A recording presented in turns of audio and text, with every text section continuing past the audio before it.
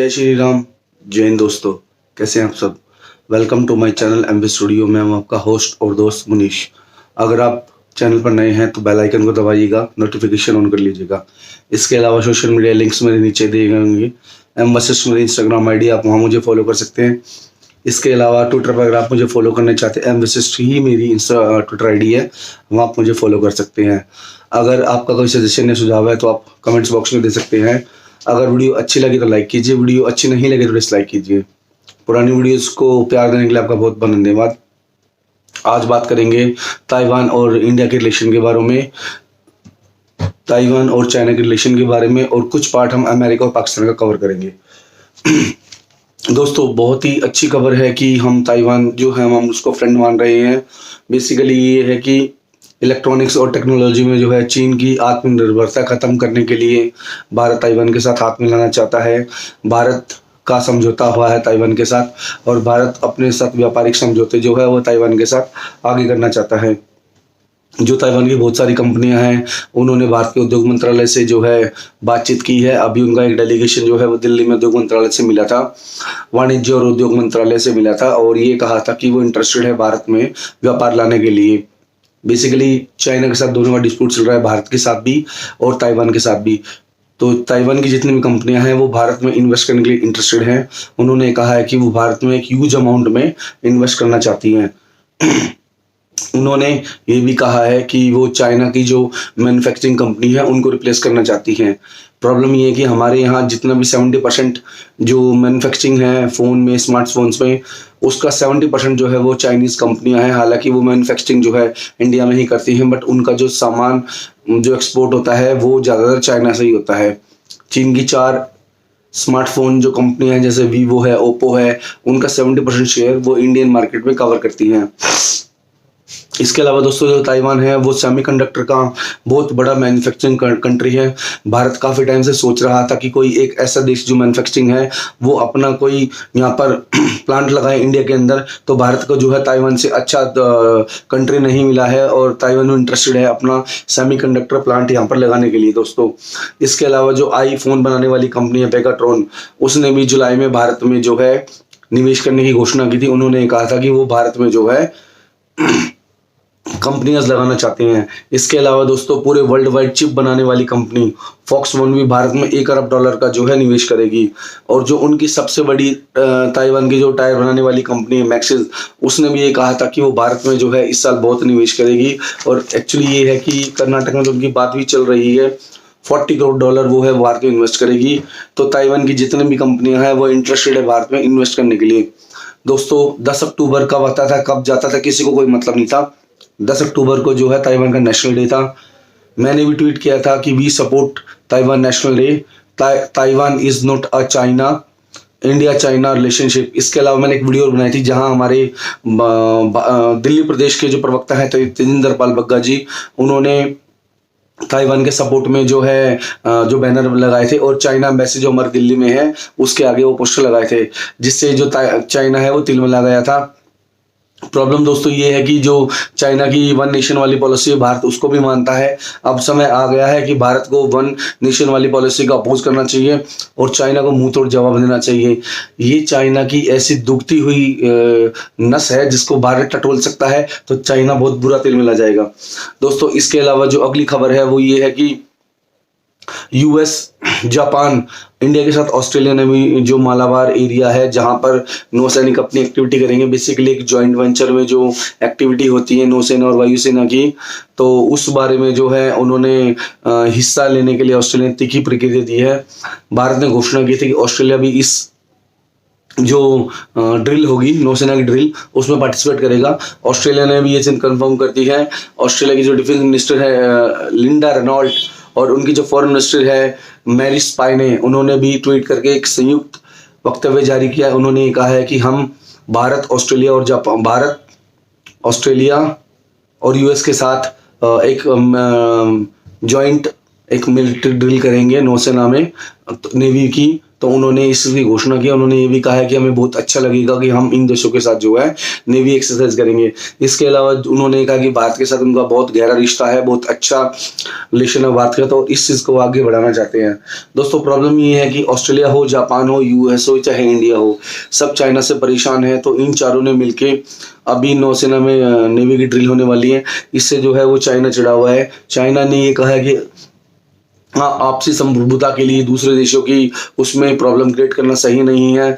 असल प्रॉब्लम ये जो है, जो प्रशांत हिंद महासागर है, जहाँ पर चाइना अपना प्रभुत्व दिखाता है, वहाँ पर चाइना को लगता है कि यहाँ पर उसकी विस्तारवादी नीति रुक जाएगी और प्रशांत महासागर में जो उसकी बढ़ती गतिविधियां हैं उनको रोक दिया जाएगा। तो इस वजह से भी चाइना चिढ़ा हुआ है। इसके अलावा जो चाइना के विदेश मंत्रालय उनकी तरफ से एक नोट निकल के आया है। उन्होंने भारत से ये अनुरोध किया है कि जो चाइना की वन नेशन वाली पॉलिसी भारत उसको फॉलो करे। पूरा जो अंतर्राष्ट्रीय समुदाय है, जितना भी इंटरनेशनल कम्युनिटी है, वो इस चीज़ को फॉलो करती है कि जो इंडिया है और जो वर्ल्ड है वो चाइना की जो वन नेशन वाली पॉलिसी है उसको फॉलो करते हैं। दोस्तों प्रॉब्लम ये है कि इंडिया भी जो है चाइना की वन नेशन वाली पॉलिसी को जो है समर्थन करता है। अभी तक ताइवान की कोई एम्बेसी नहीं है। ताइवान को जो है रिपब्लिक ऑफ ताइवान बोला जाता है, रिपब्लिक ऑफ चाइना ताइवान बोला जाता है। अब सही वक्त है चाइना के मुंह पर करारा तमाचा मारने का। हम इंडिया के अंदर नई दिल्ली में चाइना की एम्बेसी को खोलने के लिए हम समर्थन करते हैं। इसके अलावा दोस्तों हम ताइवान को एक अलग राष्ट्र का भी समर्थन करेंगे। ये मेरी मोदी जी से अपील है, एनडीए सरकार से अपील है कि ताइवान को वन नेशन, इंडिपेंडेंट नेशन के उसमें समर्थन दे और ताइवान की जो एम्बेसी है उसको भी खोलने के लिए अपना समर्थन दे।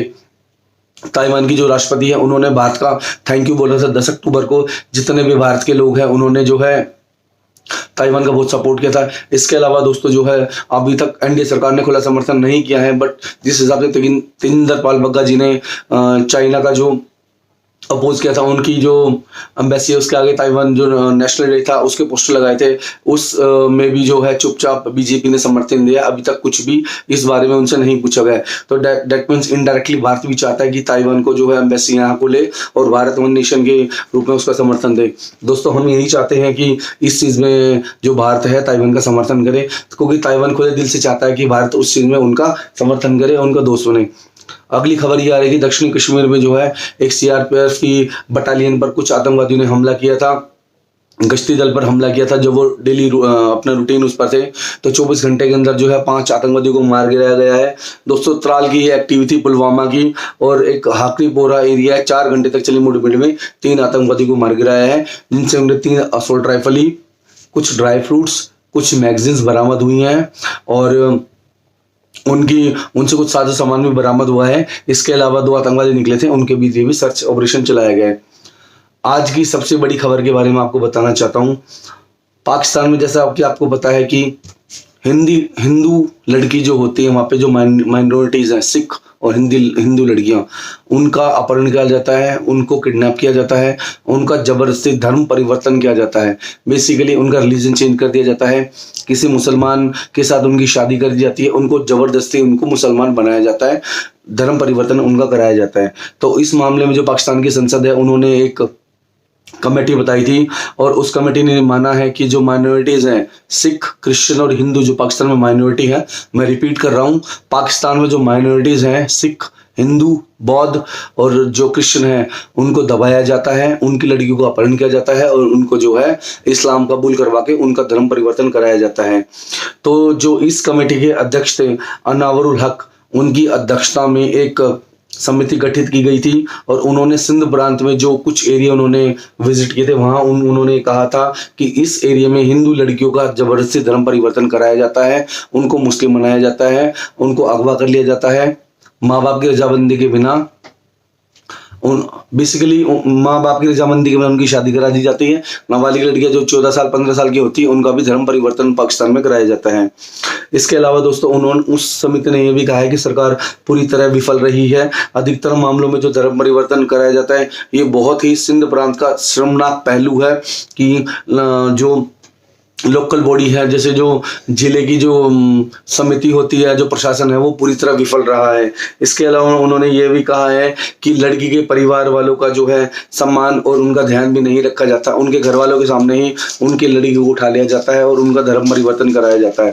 उस बारे में भी समिति ने कुछ सुझाव दिए। उन्होंने ये कहा है कि हिंदू लड़की का जबरदस्ती धर्म परिवर्तन कराया जाता है। इसमें जिला प्रशासन जो है उनके नियमों को ताक पर रख दिया जाता है। अब सही टाइम है कि जो जिला प्रशासन के नियम हैं उनको चेंज किया जाए। इसके अलावा जो है लड़की के जो वालिद हैं, जो लड़की के माता पिता हैं, उनकी रजामंदी लेना बहुत ज़रूरी है। अगर लड़की नाबालिग है या बालिग है तो लड़की की साथ साथ उनके माता पिता की रजामंदी लेना भी बहुत ज़रूरी है। समिति ने ये कहा है कि 2 तरीके से धर्म परिवर्तन कराया जाता है। पहले में तो ये है कि अपहरण करके और अवैध तरीके से लड़कियों को रखा जाता है और उनको मार पिटाई करके जो है उनका किसी मुस्लिम लड़की से शादी कर दी जाती है, या ओल्ड एज जो बोलते हैं बूढ़े आदमी से शादी कर दी जाती है। पैसे के लिए उनका धर्म परिवर्तन कराया जाता है।